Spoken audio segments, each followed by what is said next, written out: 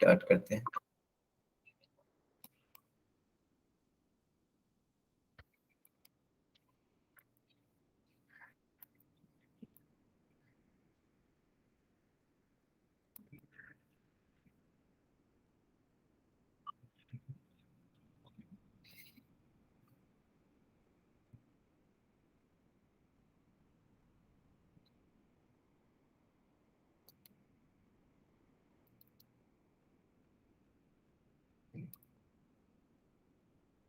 कल की क्लास में किसी को कोई प्रकार का प्रॉब्लम कुछ भी तो पूछ सकते हैं, और रिवीजन कर लेते हैं कल की क्लास को फास्ट में, और उसके बाद जो आगे हम लोग आज जो है पढ़ेंगे। तो सिलेबस है, शिक्षा के बारे में हम लोग पढ़ लिए थे। इसमें किसी को कोई क्वेश्चन करना है, समझना है, मैसेज कीजिएगा। शिक्षा जो है, शिक्षा शिक्षा सब संस्कृत भाषा के शिक्ष धातु में अप्रत्यय लगने से बना है। शिक्ष का अर्थ है सीखना और सिखाना, हम लोग सीखे थे ये, इनके जाने थे। और शिक्षा शब्द का अर्थ हुआ सीखने और सिखाने की क्रिया। इसका लैटिन शब्द जो है 3 है, एडुकेटम, एडुकेयर और एडुसेयर। इसका अर्थ समझे थे हम लोग। उसके बाद है डिफिनेशन, जो है कुछ वैज्ञानिक और इंटेलेक्चुअल लोग जो है, बुद्धिजीवी लोग दिए हैं शिक्षा का, वो हम लोग पढ़े थे। आगे जो है शिक्षा का उद्देश्य, मुख्य उद्देश्य क्या था, एजुकेशन मेन ऑब्जेक्टिव क्या है, इसके बारे में पढ़े थे। शिक्षा का मुख्य उद्देश्य शिक्षार्थी के व्यवहार में वांछनीय परिवर्तन लाना और उच्च शिक्षा सामाजिक, आर्थिक, सांस्कृतिक, नैतिक और आध्यात्मिक विषयों को समझने में सक्षम बनाती है। इसके माध्यम से समाज में किसी भी प्रकार का परिवर्तन लाना सुगम हो जाता है। भारत में शिक्षा 3 स्तर पर कार्य करती है, ये हम लोग पढ़े थे,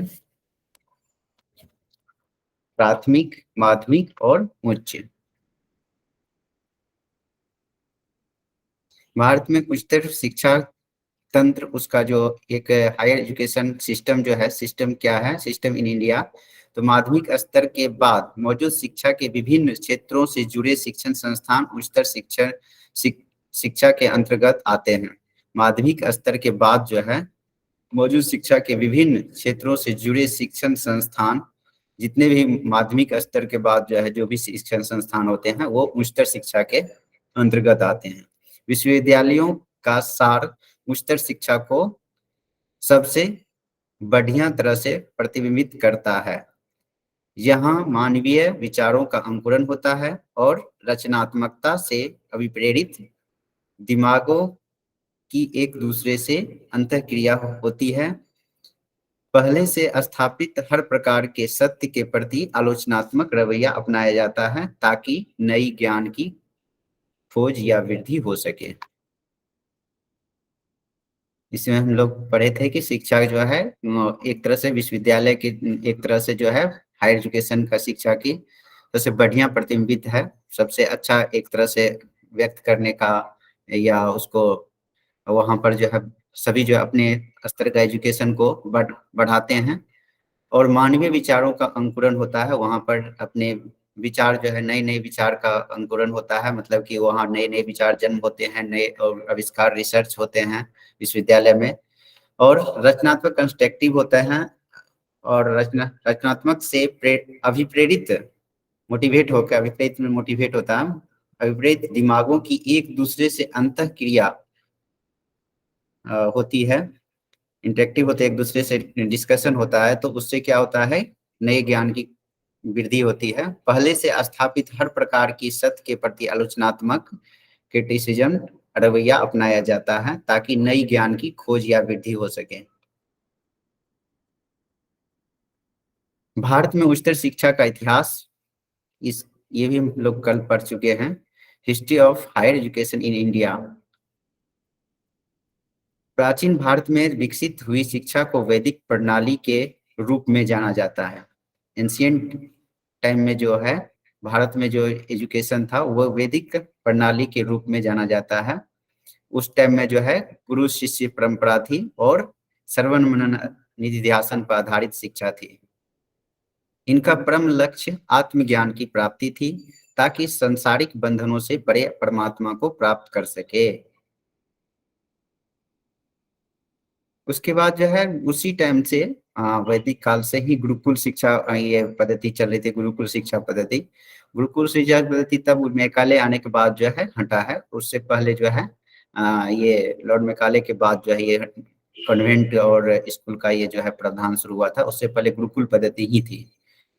तो कह गुरुकुल शिक्षा प्रणाली में अध्यापक केंद्रित शिक्षा व्यवस्था थी जिसमें छात्रों को कठोर अनुशासन और अपने शिक्षक के प्रति उसे कुछ दायित्व के अधीन रहना होता था।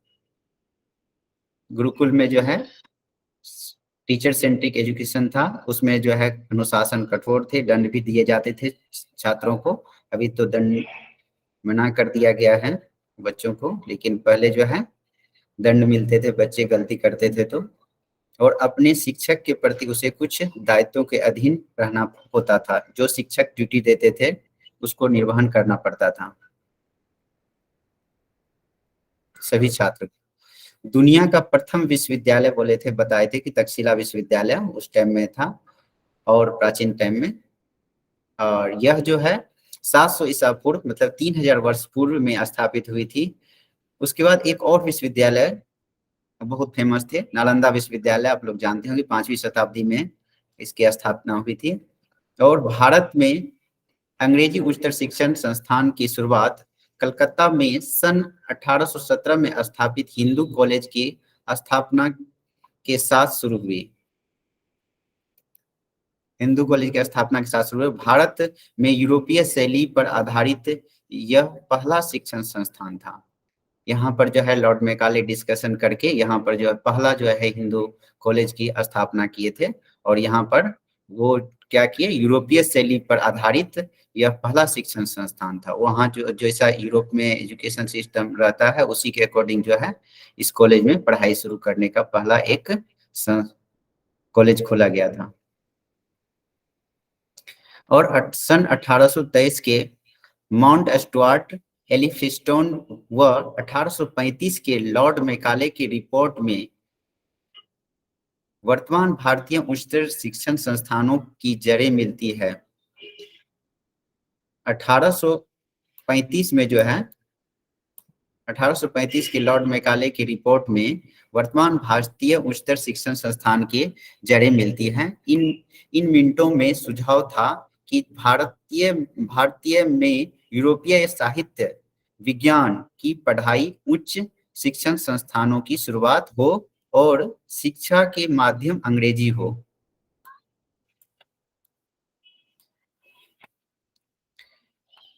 आगे हम लोग पढ़ लिए थे वुड डिस्पैच के बारे में पढ़ लिए थे कल।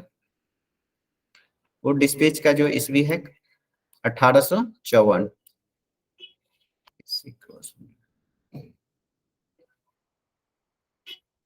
जिसे भारत में अंग्रेजी शिक्षा का मेग्ना कार्टा भी कहा जाता है। वुड डिस्पैच को क्या कहा जाता है, मेग्ना कार्टा भी बोला जाता है, मेग्ना कार्टा भी कहा जाता है।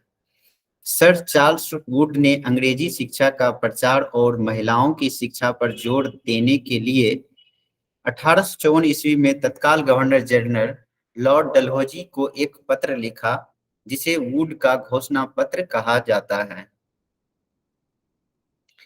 तो उस टाइम में जो है ये सर चार्ल्स वुड ने क्या किया, अंग्रेजी शिक्षा का प्रचार करने के लिए, प्रचार प्रसार के लिए जो है वो क्या किया, महिलाओं की शिक्षा को पर जोर देने के लिए 1854 ईस्वी में तत्काल गवर्नर जनरल उस टाइम में यहाँ का कौन थे, लॉर्ड डलहौजी को एक पत्र लिखा जिसे वुड का घोषणा पत्र कहा जाता है। इसमें कहा है कि इसमें भारत में शिक्षा का लक्ष्य क्या रखा था, यूरोपीय कला मतलब आर्ट्स, साइंस और दर्शन मतलब फिलोसफी, साहित्य का फैलाव करना। उस टाइम में जो है कह रहा है कि इसमें भारत की शिक्षा का लक्ष्य, भारत में शिक्षा का लक्ष्य उसका जो था मेन पत्र में, घोषणा पत्र में, यूरोपीय कला, विज्ञान और दर्शन, साहित्य का फैलाव करना और भारतीय भाषाओं का अध्ययन रखा गया था। इसके अनुसार प्राथमिक की माध्यम मातृभाषा होना चाहिए प्राथमिक तक के जो शिक्षा पर, इसके अनुसार जो है इस घोषणा पत्र के अनुसार प्राथमिक एजुकेशन प्राइमरी एजुकेशन जो है क्या किया कि माध्यम क्या होना चाहिए मातृभाषा रीजनल लैंग्वेज जो होता है हर एरिया का उस मातृभाषा और उच्च शिक्षा का माध्यम अंग्रेजी भाषा होनी चाहिए। हायर एजुकेशन का ये जो थी मीडियम होना चाहिए क्या होना चाहिए इंग्लिश मीडियम होना चाहिए इंग्लिश लैंग्वेज में अंग्रेजी भाषा में। इसलिए उस टाइम का जितना भी रिसर्च पेपर सब है बताए ना कि अंग्रेजी में है सारा चीज इसलिए ज्यादा। अगला पॉइंट है इन सुझावों में भारत में कानून विधि और चिकित्सा इंजीनियरिंग के क्षेत्र में लंदन विश्वविद्यालय के तर्ज पर विश्वविद्यालय की स्थापना करना भी था। इसका जो इस वुड की डिस्पैच ये जो पत्र है घोषणा पत्र वुड डिस्पैच का जो घोषणा पत्र था इसमें क्या है घोषणा पत्र वुड का घोषणा पत्र में क्या क्या था कि एक यूरोपीय कला विज्ञान दार्शनिक साहित्य का फैलाव करना और भारतीय भाषाओं का अध्ययन रखा गया था। उसके बाद कर रहा है कि इसे मातृभाषा जो है प्राथमिक तक रखना चाहिए और हायर एजुकेशन में अंग्रेजी मीडियम होना चाहिए मतलब कि इंग्लिश मीडियम होना चाहिए। आगे जो कर रहा है अगला पॉइंट में इन सुझावों में भारत में कानून विधि मतलब लॉ का जो है चिकित्सा मेडिकल को और इंजीनियरिंग के क्षेत्र में लंदन विश्वविद्यालय के तर्ज पर विश्वविद्यालय की स्थापना करना भी था।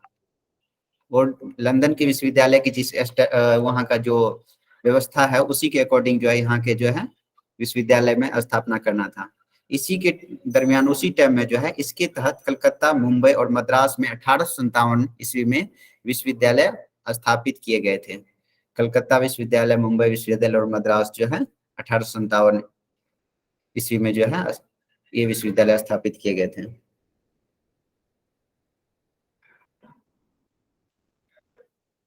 अगला पॉइंट अगला जो है कमीशन आया था हंटर आयोग। हंटर कमीशन जो है 1882 ईस्वी से 83 ईस्वी कहा गया है 1882 से 83 इसका माना गया कार्यकाल। तो ये इस कमीशन का जो है क्या क्या पॉइंट है देख लेते हैं। हंटर आयोग का भारत का गवर्नर जनरल लॉर्ड रिपन ने भारतीय शिक्षा के विषय में कमीशन गठित किया जिसे भारतीय शिक्षा आयोग कहा गया। भारत का गवर्नर जनरल लॉर्ड रिपन ने भारतीय शिक्षा के विषय में कमीशन गठन किया।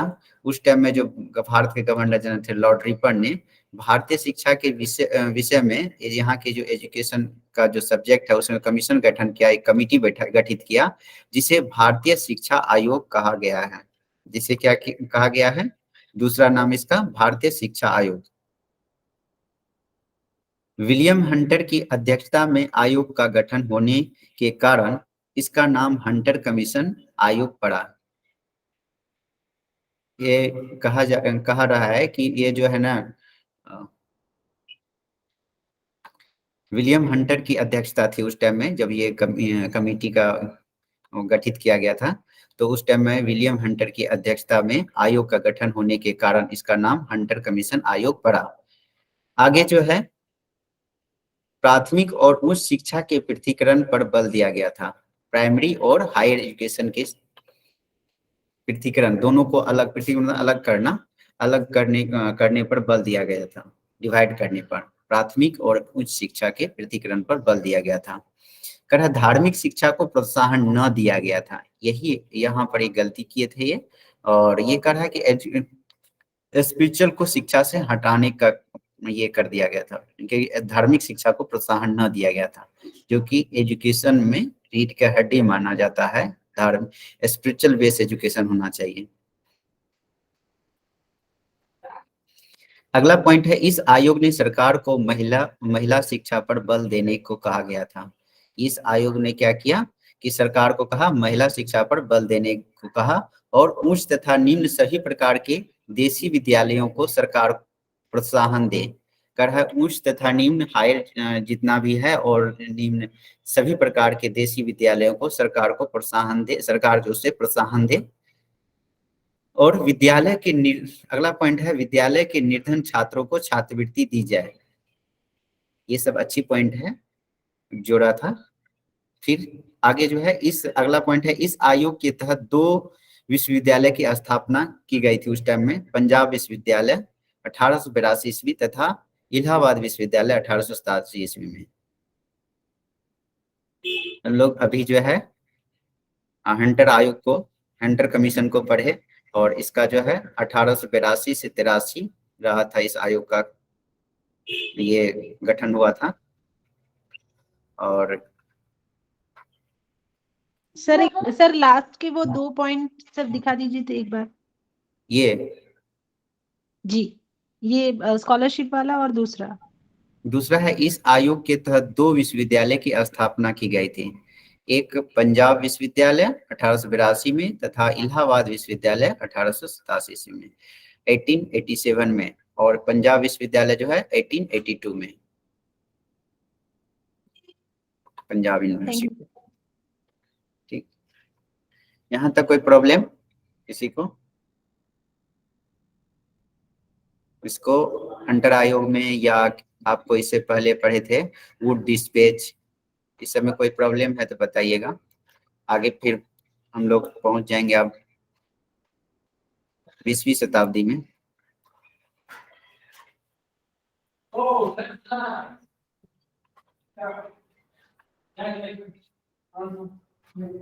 सर उसको मैग्ना कार्टा क्यों बोलते हैं, इसको बताइए सर।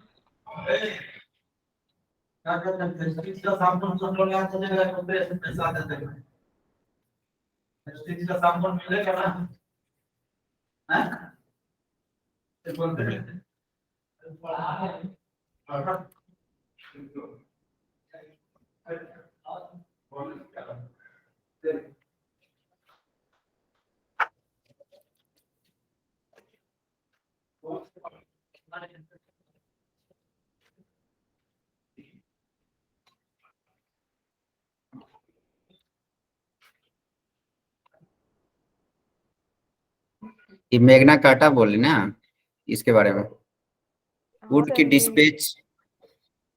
हाँ, मैग्ना कार्टा एक ऐसा पत्र होता था ना, जैसे कि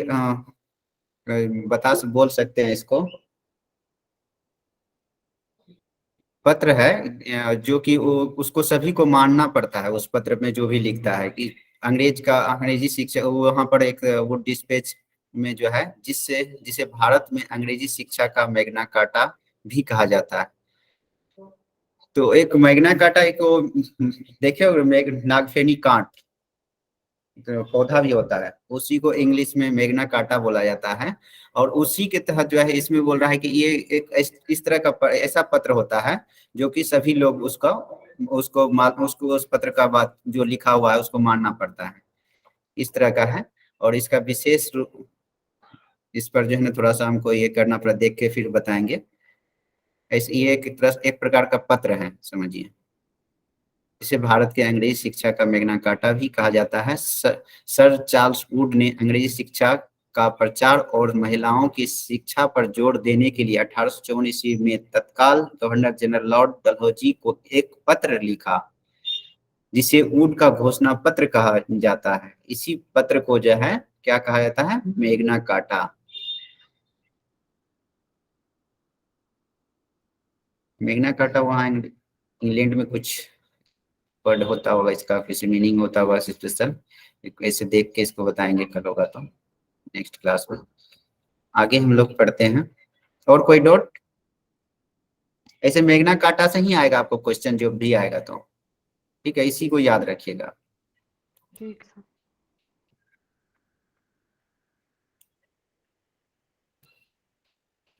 पूछ सकता है क्वेश्चन के वुड के डिस्पैच का, डिस्पैच या वुड के पत्र को क्या कहा जाता है, घोषणा पत्र को क्या कहा जाता है, वुड का घोषणा पत्र को क्या कहा जाता है? 2-3 ऑप्शन दिया रहेगा, उसमें मैग्ना कार्टा भी रहेगा। तो आप यहाँ पढ़ लिए हैं तो इसको वहाँ जो है टिक कर दीजिएगा, सही हो जाएगा।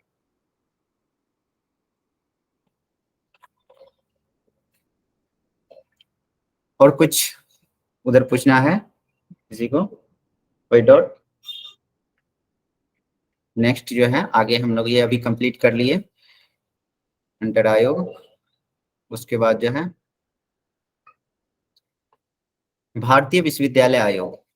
भारतीय विश्वविद्यालय आयोग जो है इंडियन यूनिवर्सिटीज कमीशन जो है 1902 में 1902 में जो है 1902 ईस्वी में इसकी स्थापना हुई थी। और ये जो है यह आयोग जो है 1902 ईस्वी में बना था और कह रहा है कि लॉर्ड कर्जन के निर्देश पर उच्च शिक्षा के महत्व को लॉर्ड कर्जन के निर्देश पर उच्च शिक्षा के महत्व को समझते हुए थॉमस रेले की अध्यक्षता में, किसकी अध्यक्षता में? थॉमस रेले की अध्यक्षता में 27 जनवरी 1902 मतलब कि 27 जनवरी 1902 को भारतीय विश्वविद्यालय आयोग की नियुक्ति हुई थी। ठीक है। और अगला है इसमें इसके अभिलेख जो है, इसमें जो लिखा गया था अभिलेख में, तो इसके अभिलेख में विश्वविद्यालय की स्थितियों की जांच करना, उन पर विचार तथा कार्य में सुधार करना, फिर विश्वविद्यालय द्वारा संबंध संस्थानों की कड़ी निगरानी और शोध, साथ ही छात्र कल्याण और राज्य छात्रवृत्ति के लिए सिफारिश भी की। और हालांकि सिफारिश उस समय विवादास्पद थी। ये जो सिफारिश जो भी किया गया था उस टाइम में जो है विवादास्पद रहा। ये इतना चीज जो है अभी नहीं लागू हुआ, इस तरह से रहा था इस आयोग में। जिसमें क्या क्या चर्चा किया गया था कि विश्वविद्यालय की स्थितियों की जांच होना चाहिए, किस तरह का अभी उसमें शोध हो रहा है, कैसा पढ़ाई हो रहा है इसका, और उन पर विचार तथा कार्य में सुधार करना है। और विश्वविद्यालय द्वारा संबंध स्थापनों की कड़ी निगरानी, उस पर जो है विश्वविद्यालय पर अच्छी से निगरानी होना चाहिए। शोध, साथ ही छात्र कल्याण और राज्य छात्रवृत्ति के लिए हर एक राज्य के में जो छात्रवृत्ति के लिए सिफारिश भी की गई थी। हालांकि ये कौन सा कह सकता है कि कौन सा कमीशन विवादास्पद रहा था, तो बता सकते हैं आप लोग। भारतीय विश्वविद्यालय आयोग जो है विवादास्पद रहा था, करा गया, हालांकि सिफारिशें उस समय विवादास्पद थी। आगे उसी के ये विवादास्पद रहने की वजह से जो है आगे जो हुआ क्या कि भारतीय विश्वविद्यालय अधिनियम बनाए 1904 में, मतलब 1904 ईस्वी में इंडियन यूनिवर्सिटी एक्ट आया, जिसमें कि विश्वविद्यालय को अध्ययन तथा शोध पर ज्यादा ध्यान केंद्रित करना चाहिए।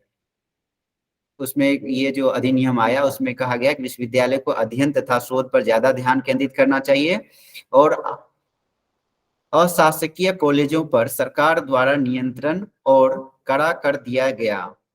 अशासकीय कॉलेज जो प्राइवेट, शासकीय कॉलेज गवर्नमेंट का होता है, अशासकीय कॉलेज मीन्स हो गया कि आपको प्राइवेट कॉलेज जो भी हो उस पर जो सरकार द्वारा नियंत्रण कर रहा है, नियंत्रण। और कोई कुछ लोग जो है अपने से कॉलेज चलाते थे अपना, जिसके पैसा थे, तो मतलब कि जो उस टाइम में पूंजीपति टाइप का था वो जो है राजा लोग अपने से भी अपना जो उस टाइम में पैसा उसका अपना प्राइवेट कॉलेज होता था, तो वह कड़ा अशासकीय कॉलेजों पर सरकार का नियंत्रण और कड़ा कर दिया गया था, उस पर निगरानी कर दिया गया था। सर इसमें गुरुकुल भी आएंगे क्या शासकीय कॉलेजों में? क्योंकि उस टाइम तो गुरुकुल पद्धति भी थोड़ी बहुत तो रही होगी कहीं ना कहीं। थोड़ी बहुत थी उस टाइम में। और उससे गुरुकुल पद्धति वहां जब मैकाले आया ना, उसी टाइम से गुरुकुल पद्धति को धीरे धीरे जो है कम करते चला गया था, खत्म करने के विचार में था। जी। हाँ, फिर कहा उच्च शिक्षा तथा विश्वविद्यालय के उत्थान के लिए 5 लाख रुपए की राशि प्रति वर्ष की दर से 5 वर्षों के लिए स्वीकृत की गई थी। कहा उच्च शिक्षा तथा विश्वविद्यालय के उत्थान के लिए जो है 5 लाख रुपए की राशि जो है, कितने 5 लाख के रुपये राशि प्रति वर्ष की दर से 5 वर्ष के लिए स्वीकृत की गई थी इस एक्ट के तहत, इंडियन यूनिवर्सिटी एक्ट के तहत। फिर है गवर्नर जनरल को विश्वविद्यालय की क्षेत्रीय सीमाएं निर्धारित करने का अधिकार दे दिया गया था। जो भी गवर्नर जनरल भारत के थे उसको जो है हर एक विश्वविद्यालय के अपने क्षेत्रीय सीमा जो है निर्धारित करने का अधिकार दे दिया गया था कि ये यूनिवर्सिटी यहाँ तक का एजुकेशन को देखेंगे, ये यूनिवर्सिटी यहाँ तक के एजुकेशन को देखेंगे, इस टाइप का एरिया को सीमाएं इसलिए कर दिया कि निर्धारित करने का अधिकार दे दिए गए थे। अगला जो है आया एक राष्ट्रीय शिक्षा काउंसिल, उसी टाइम में जो है 1906 ईस्वी में राष्ट्रीय शिक्षा परिषद, और ये नेशनल एजुकेशन काउंसिल जो है 1906 ईस्वी में, इसका जो है कर रहा है स्वदेशी औद्योगिकरण आंदोलन के हिस्से के रूप में विज्ञान और प्रौद्योगिकी को बढ़ावा देने के लिए 1906 ईस्वी में बंगाल में सतीश चंद्र मुखर्जी और अन्य राष्ट्रवादियों द्वारा स्थापित किया गया था। ये स्वदेशी इंडस्ट्री जो है, हर देश का अपना अपना इंडस्ट्री होता है, वो कह रहा है कि वो इंडस्ट्री को उद्योगीकरण पर आंदोलन के हिस्से के रूप में विज्ञान एंड प्रौद्योगिकी, साइंस एंड टेक्नोलॉजी को बढ़ावा देने के लिए 1906 ईस्वी में बंगाल में सतीश चंद्र मुखर्जी और अन्य राष्ट्रवादियों द्वारा, देशभक्त जितने भी देशभक्ति युवाओं द्वारा कर रहे कि उस टाइम इंटेलेक्चुअल जो भी थे देश प्रेमी, उसके द्वारा जो है स्थापित किया गया था राष्ट्रीय शिक्षा परिषद, नेशनल एजुकेशन काउंसिल, जो बाद में यादवपुर विश्वविद्यालय के रूप में विकसित हुआ। इसका ये जो काउंसिल बना था वहां पर ज्यादा जो साइंस एंड टेक्नोलॉजी को बढ़ावा देने के लिए बनाया गया था। काउंसिल की स्थापना किए गए थे 1906 ईस्वी में, जिसका जो है बंगाल में सतीश चंद्र मुखर्जी थे और अन्य राष्ट्रवादियों द्वारा स्थापित किया गया था, जो बाद में यादवपुर विश्वविद्यालय के रूप में विकसित हुआ था। उसी टाइम में एक और बिल आया था जिसका नाम है गोखले बिल 1911 ईस्वी में, 1911 में। तो इस टाइम में जो है 1911 ईस्वी में गोखले बिल आया। इसका क्या था गोखले बिल में, इसका क्या ये था उद्देश्य, संपूर्ण देश में प्राथमिक शिक्षा निःशुल्क और अनिवार्य किया जाए। गोखले के बिल में जो है था कि संपूर्ण देश में प्राथमिक शिक्षा निःशुल्क और अनिवार्य किया जाए और इसका प्रबंध सरकार के द्वारा किया जाए। मतलब कर रहा है कि संपूर्ण देश में प्राथमिक शिक्षा को निःशुल्क कर दिया जाए और उसके साथ जो है और इसका मैनेजमेंट जो है गवर्नमेंट के हाथों में हो, गवर्नमेंट द्वारा हो। अगला पॉइंट है शिक्षा नीति पर सरकारी प्रस्ताव। शिक्षा नीति पर कुछ पूछ रहे हैं कोई? सर मैं पूछ रही थी कि क्या इसी के अंतर्गत जो अब जो गवर्नमेंट स्कूल्स में जो फ्री एजुकेशन दी जाती है, प्राइमरी एजुकेशन जो फ्री है बच्चों के लिए, वो इसी बिल को ध्यान में रखते हुए है?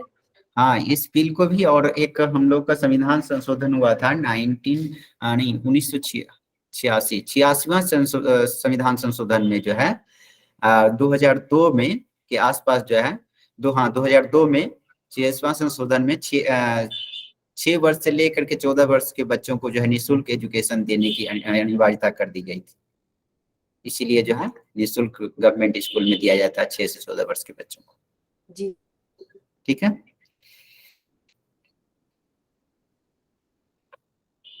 अगला पॉइंट शिक्षा नीति पर सरकारी प्रस्ताव।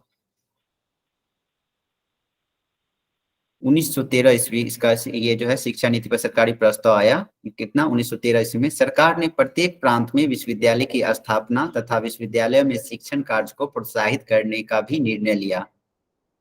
सरकार ने प्रत्येक प्रांत मतलब प्रत्येक राज्य में जो है विश्वविद्यालय की स्थापना तथा विश्वविद्यालय में शिक्षण कार्य को प्रोत्साहित करने का भी निर्णय लिया था।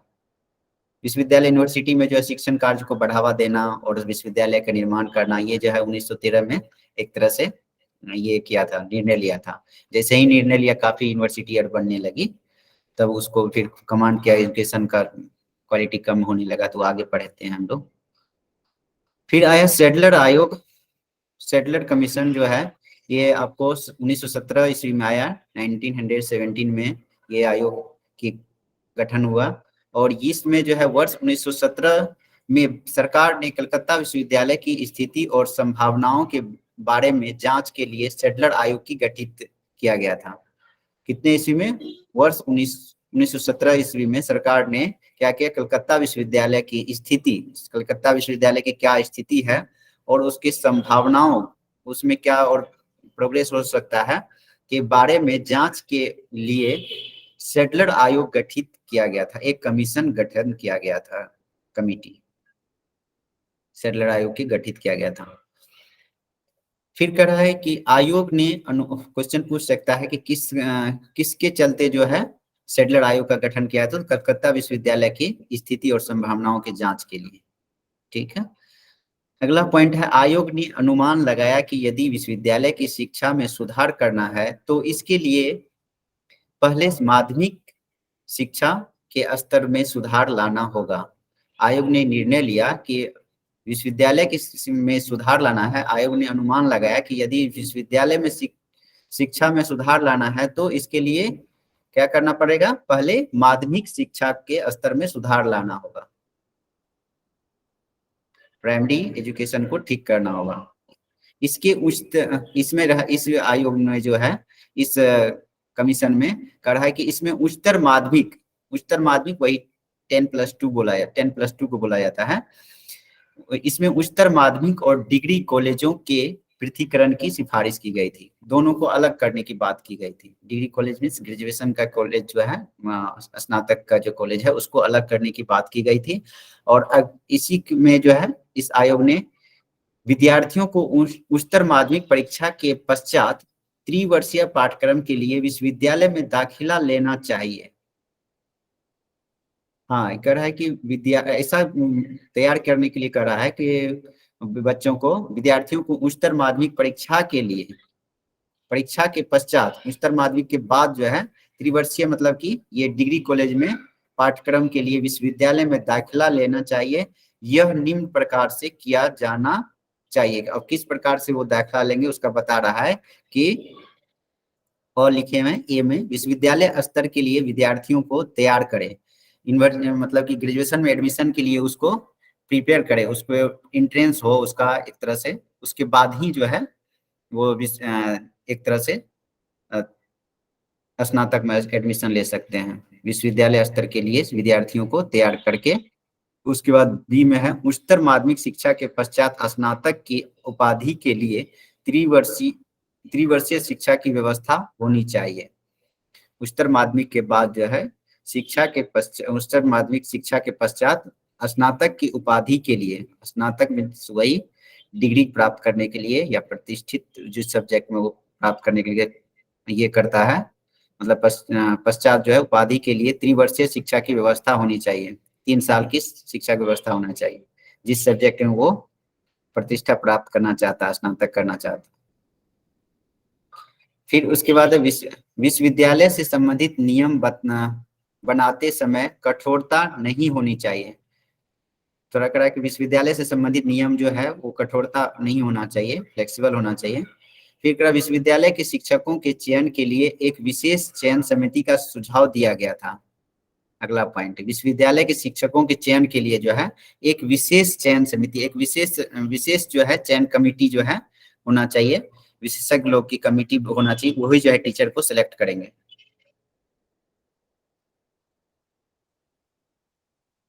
अगला पॉइंट है, वर्ष 1916 से 1921 के मध्य 7 नए विश्वविद्यालय की स्थापना हुई थी। कौन कौन? मैसूर, अलीगढ़, ढाका, पटना, बनारस और उस्मानिया एवं लखनऊ अस्तित्व में आए। ये जब 7 जो है नए विश्वविद्यालय बने थे। ये जैसे ही बोले थे कि नए कॉलेज के स्थापना हो, तो इस आयोग के बाद, सेटलर आयोग के बाद जो है 1916 में से 1921 के बीच में जो है 7 नए विश्वविद्यालय की स्थापना हुई। वर्ष 1920 ईस्वी में सरकार ने सेटलर आयोग की रिपोर्ट को सभी प्रांतीय सरकारों से लागू करने का आग्रह किया था। सभी राज्य को लागू करने के लिए जो है आग्रह किया था, ये जो रिपोर्ट बना था।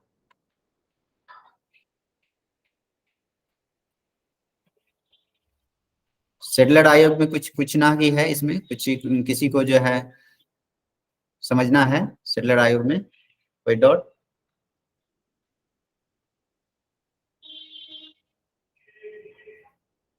नहीं है किसी का डाउट। चलिए नेक्स्ट आगे बढ़ते हैं।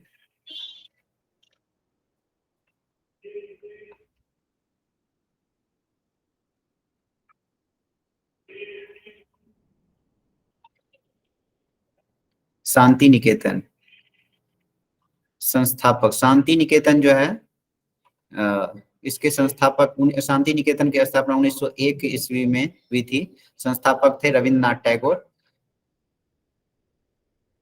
यह जो है भारत के पश्चिम बंगाल प्रदेश में वीरभूम जिले के अंतर्गत बोलपुर के समीप छोटा सा शहर है।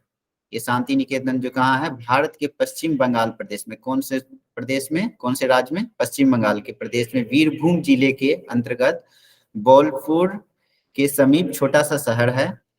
इसी स्थान पर बालकों की शिक्षा हेतु एक प्रयोगात्मक विद्यालय स्थापित किया गया, जो प्रारंभ में ब्रह्म विद्यालय, बाद में शांति निकेतन तथा 1921 ईस्वी में विश्व भारती विश्वविद्यालय के नाम से प्रख्यात हुए। रविन्द्रनाथ टैगोर ने पहले जो है एक ब्रह्म विद्यालय के नाम से चलाए थे, उसमें कुछ बालकों के लिए।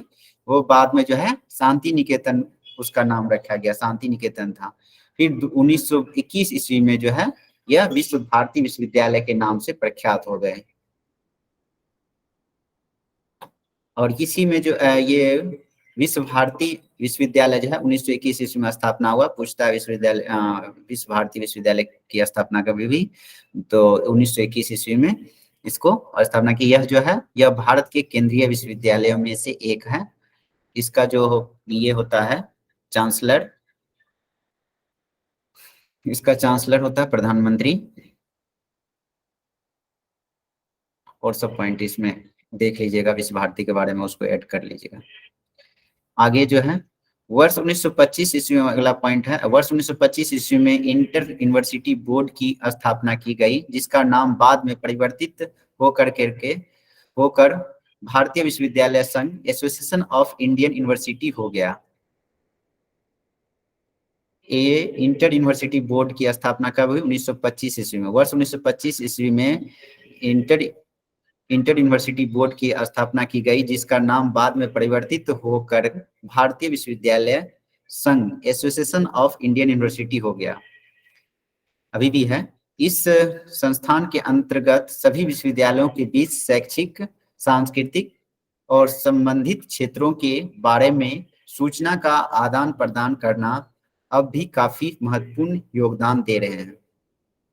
ये जो संघ बना, एसोसिएशन बना, ये संघ जो है क्या करता है, सभी विश्वविद्यालय, पूरे भारत के विश्वविद्यालय के बीच जो है एजुकेशन को, सांस्कृतिक कल्चर को और उससे संबंधित क्षेत्र, मतलब कि एजुकेशन से संबंधित क्षेत्र के बारे में सूचना का आदान प्रदान करना चाहता है। इंटर यूनिवर्सिटी गेम उम जो होता है, इसी एसोसिएशन के द्वारा ये करवाया जाता है और निर्णय लिया जाता है किस यूनिवर्सिटी के बीच होगा। तो ये सब जो है एसोसिएशन ऑफ इंडियन यूनिवर्सिटी के काम है।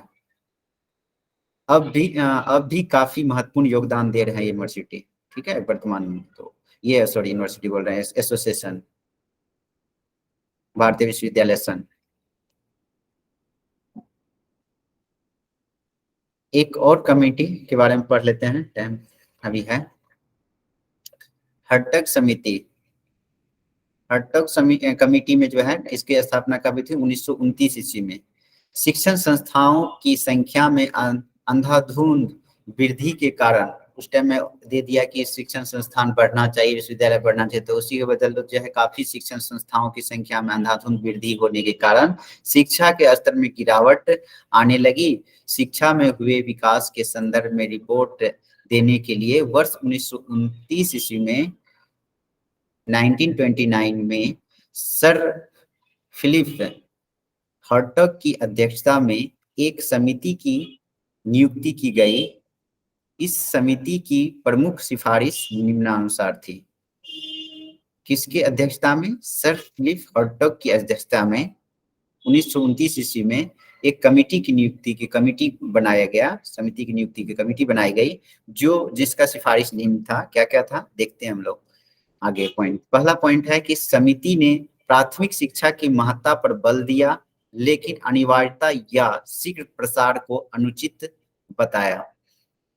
कि ये कहा है कि ये जो है प्राथमिक शिक्षा को जो है महत्ता, प्राथमिक शिक्षा पर बल दिया, लेकिन अनिवार्य और शीघ्र प्रसार के लिए, इसको जल्दी से विस्तार के लिए अनुचित बताया। अगला पॉइंट दिया है कि केवल समर्पित विद्यार्थियों को ही उच्चतर शिक्षा, उच्चतर माध्यमिक, इंटरमीडिएट, उच्चतर माध्यमिक बताए थे ना, इंटरमीडिएट को बोला जाता है, उच्चतर माध्यमिक एवं उच्च शिक्षा के विद्यालयों में प्रवेश लेना चाहिए। उच्चतर कर रहा है कि जो समर्पित है, जो अपना डिवोटी है एजुकेशन के प्रति, तो वैसे ही बच्चे को जो है, विद्यार्थियों को उच्चतर माध्यमिक प्लस इंटरमीडिएट एवं उच्च शिक्षा के विद्यालयों में प्रवेश लेना चाहिए, जबकि सामान्य स्तर के विद्यार्थियों को 8वीं कक्षा के पश्चात, 8वीं कक्षा के पश्चात क्या बोल रहे हैं कि व्यावसायिक पाठ्यक्रमों में दाखिला ले लेना चाहिए, कोई वोकेशनल कोर्स में दाखिला ले लेना चाहिए 8वीं कक्षा के बाद। और जो समर्पित है वो जो है उच्च माध्यमिक, इंटरमीडिएट और उच्च शिक्षा में विद्यालय में प्रवेश करेंगे। फिर अगर विश्वविद्यालय शिक्षा में सुधार के लिए विश्वविद्यालय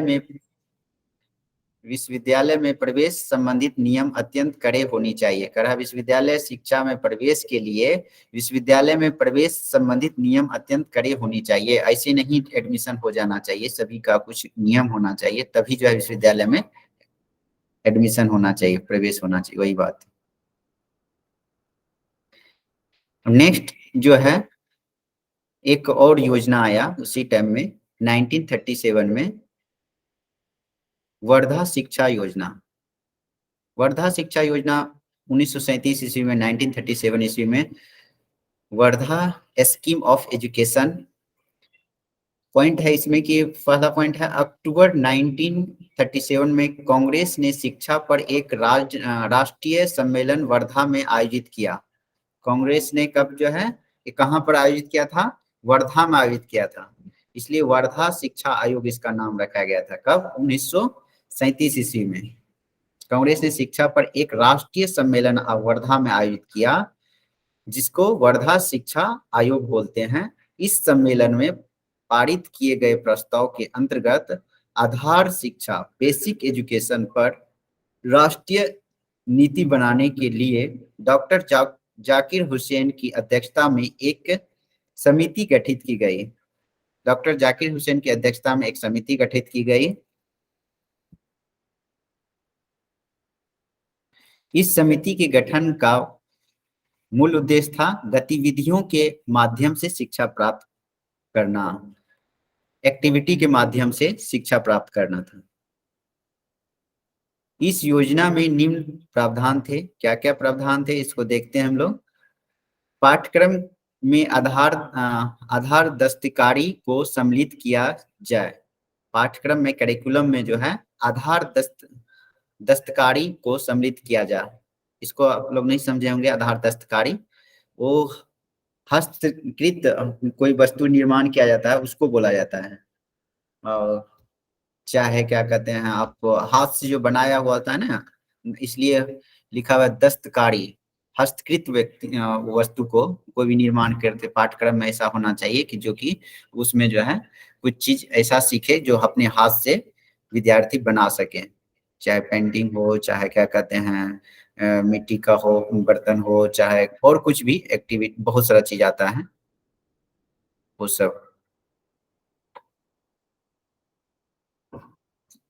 फिर अगला पॉइंट है राष्ट्रीय शिक्षा व्यवस्था के प्रथम 7 वर्ष निःशुल्क एवं अनिवार्य होनी चाहिए। प्रथम 7 वर्ष जो है वर्ष तक जो है निःशुल्क और अनिवार्य होना चाहिए, सभी को जरूरी है, तथा यह शिक्षा मातृभाषा में दी जाए। इसने व्यावसायिक शिक्षा और शिक्षा में शारीरिक श्रम पर बल दिया गया था। व्यावसायिक शिक्षा, वोकेशनल एजुकेशन पर, और उसके साथ जो है शिक्षा में शारीरिक श्रम पर बल दिया गया था।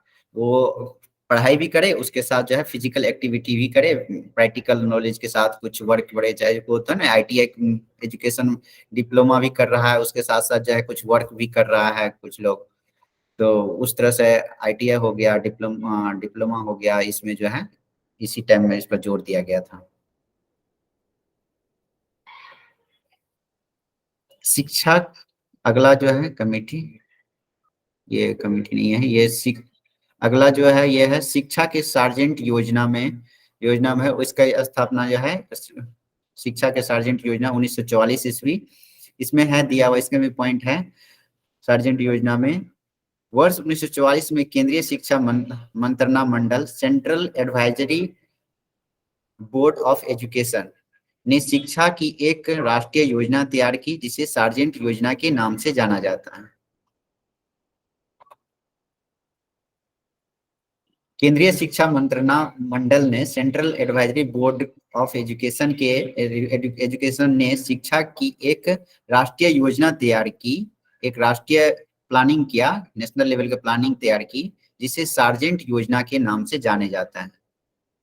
ठीक है। इस योजना के अनुसार 3 वर्ष के आयु समूह के बच्चों के लिए पूर्व प्राथमिक, प्री प्राइमरी या प्रारंभिक एलिमेंट्री एजुकेशन की व्यवस्था। ये जो है प्राथमिक मतलब हो गया कि वो नर्सरी, एलकेजी, यूकेजी, ये सब जो है ना 3 से 6 वर्ष की आयु समूह के बच्चों के लिए इसी टाइम में जो है प्रारंभिक शिक्षा की व्यवस्था की गई थी, इसी टाइम में जोड़ा गया था। फिर टेक्निकल और वाणिज्य, कॉमर्स एंड कला मीन्स आर्ट विषय सब्जेक्ट को शिक्षा की व्यवस्था होनी चाहिए। क्या क्या व्यवस्था होना चाहिए? तकनीकी होना चाहिए, वाणिज्य होना चाहिए एवं कला विषय शिक्षा की व्यवस्था होनी चाहिए। ये सब जो है एजुकेशन में रहना चाहिए। 20 वर्ष में वयस्कों को मतलब युवा को साक्षर बना दिया जाए। 20 वर्ष तक में जो है युवा को साक्षर बना दिया जाए। फिर कह रहा है चौथा पॉइंट है शिक्षकों के प्रशिक्षण शारीरिक शिक्षा तथा मानसिक एवं शारीरिक तौर पर विकलांगों को शिक्षा दी जाने पर बल दें। कह रहा है शिक्षकों को प्रशिक्षण के लिए व्यवस्था होना चाहिए, शारीरिक शिक्षा फिजिकल एजुकेशन होना चाहिए तथा मानसिक एवं शारीरिक मेंटल एंड फिजिकल तौर पर विकलांग को शिक्षा दिए जाने पर बल। ये कर रहा है विकलांग लोग को जितना भी विकलांग है उसको जो है हर तरह से शारीरिक मानसिक तौर पर विकलांगों को शिक्षा दिए जाने पर बल दिए थे इस योजना में 40 वर्ष में देश में शिक्षा के पुनर्निर्माण का कार्य पूरा होना था तथा इंग्लैंड के समान शिक्षा के स्तर को प्राप्त करना था। इस योजना में जो है इस योजना में 40 वर्ष तक में जो है प्लानिंग किया कि 40 वर्ष में देश में शिक्षा के पुनर्निर्माण का कार्य पूरा होना था तथा इंग्लैंड में जैसा एजुकेशन है उसके समान जो है शिक्षा के स्तर को प्राप्त करना था। हम लोग आ गए अब स्वतंत्रता के पश्चात उच्च शिक्षा। अब इसको जो है ना हम आगे पढ़ेंगे। आज तक इतना ही। इसमें किसी को डाउट है तो पूछ सकते हैं। सर इसका पीडीएफ भी मिलेगा क्या? हाँ मिलेगा पीडीएफ मिलेगा।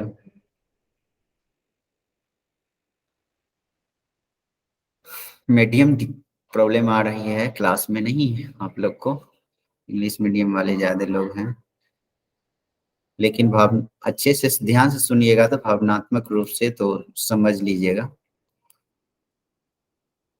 कोई प्रॉब्लम इसमें, कोई दिक्कत नहीं ना यहाँ तक समझने में? तो फिर से नहीं तो जी सर बहुत अच्छा समझाया आपने, थैंक यू। समझ में आ गई ना? ओके हाँ जी सर। चलिए तो ठीक है। तो आज जो है यहाँ समाप्त करते हैं और प्रेयर के लिए तैयार हो जाइए।